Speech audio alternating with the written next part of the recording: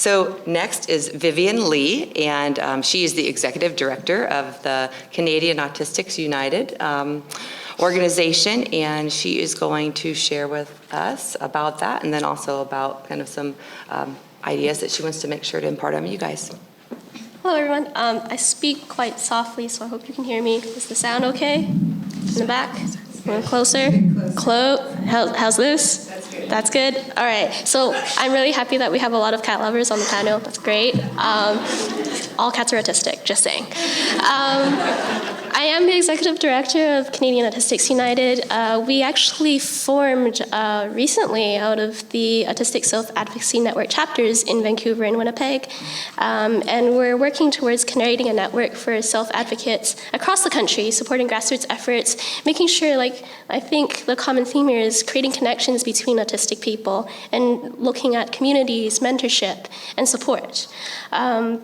At the chapter level, for example, we hold socials. We also have an advocacy component. We're quite busy right now, actually. There was Display Day of Mourning in March the 1st. Right now, it's Autism Acceptance Month. And then we have Autistic Pride Day coming up on June. So a bit about me, and I'll be speaking more about myself later. I'm a full-time SFU student on top of what I do with Canadian Autistics United. I'm studying behavioral neuroscience. Born and raised here in unceded Coast Salish territories. Some things that I want to talk about. I scripted everything because that's how I get through these panels. I'd like to talk a little bit, like a comment on panels like this one, using the term the self-narrating zoo exhibit. I want to talk about intersectionality. That is like my big thing. And I would also like to talk about autistic women's complicated relationship with gender itself. So 3 things. First off, who has heard of the self-narrating zoo exhibit in the crowd here? Okay. A couple minutes ago. Oh. Pardon? Can you say it again? Because I don't think I heard you. Oh, okay. The self-narrating zoo exhibit. No. Okay. So this was coined by Jim Sinclair in 1994, one of the founders of ANI, a big autistic advocate. It's what autistic people kind of become, or at least pressured to do. You can probably tell by the name that we're particularly vulnerable to people asking about our experiences, especially if people are asking invasive questions. We are sometimes asked to give personal details, including personal medical history. We're vulnerable to this because we tend to overshare. And we really like it when people are curious about us. I think that's a good thing. But it could have some risks. This pressure to become a self-narrating zoo exhibit is not limited to autistic people.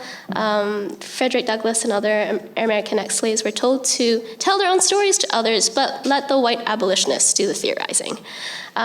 So just as a kind of disclaimer, I'd like to ask throughout the next 2 days for you to be mindful and careful, recognize the emotional labor of a marginalized group. We get talked about, but we're being vulnerable here. We're being open about our experiences. We're providing education insight. This is important labor. I'm really grateful that this panel exists, but also trying to respect the privacy and dignity of autistic people, especially autistic children. How can we make that balance between not going into the self-narrating zoo exhibit, but still amplifying autistic voices, taking a back seat, passing the mic, and letting us become meaningful collaborators in your research and in your practice? So the second thing I want to talk about is intersectionality.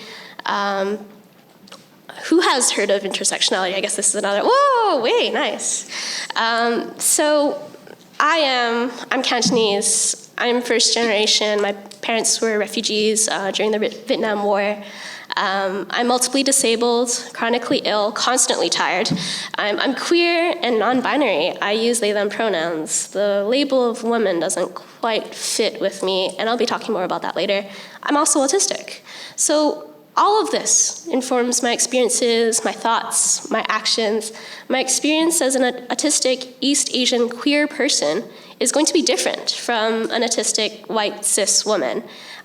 So I'd like that to be kept in mind when we're working with autistic women, to see the whole person, and with really any kind of work you're doing that is about helping other people, right? Seeing the whole person, seeing how our different past experiences, backgrounds, histories, even our parents' histories, our grandparents' histories, can help inform who we are and inform how we think about things. And that leads into my next point about the complicated relationship autistic women have with gender. In the local Vancouver chapter of Canadian Autistics United, using they/them pronouns is pretty much the norm. Between people who have been designated female or designated male, people who are active in the community often end up being gender variant or being LGBT in other ways. So Melanie Yergo is a cool person. She wrote Authoring Autism, a new book that just came out, and she talks about being neuroqueer. And neuroqueer, I love that term. It's questioning like what came first, the autism or the queerness? Does it really matter?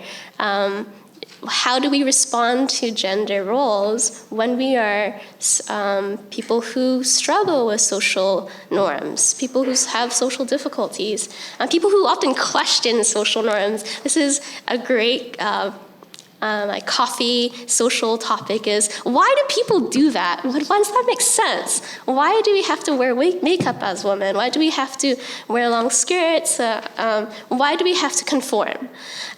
So that those normalized gender roles are really hard to follow, and I think that's a common experience for all women, right? They don't make sense, they're often arbitrary, they're often based on stereotypes, and this is doubly hard for autistic women. I'll give you an example. So to succeed, there's been some studies that if you wear makeup in a workplace as a woman, you're more likely to have your opinions and beliefs valued in the workplace. I don't remember which study this came out of. I'm not sure how much research there is on that. 3 minutes left. Okay. So there's a lot of expectations for women. I think we can agree on that. Things like business wear and makeup is important to succeed in a job, and that's really hard because formal clothing is like sensory awfulness. It's terrible. I often have to spend a long time cooling down after a long day at work just because of how much it took out of me to camouflage, to mask, to uphold those societal standards. And what I'd like to see is really a more diverse world where we don't have to have those standards, where autistic women, autistic queer people, autistic gender variant people can be free to be themselves, right? We want to see the whole person. We want to see everyone as who they are and accept them and provide those social supports that they really need, especially when you're overcoming challenges, you're working on recognizing your own strengths, you're working together as a community. So we should see the community instead of studying it like objects rather than autistic people being agents of change, having that acceptance, that's really it. It's simple to say, very hard to do. So I think I'll stop there.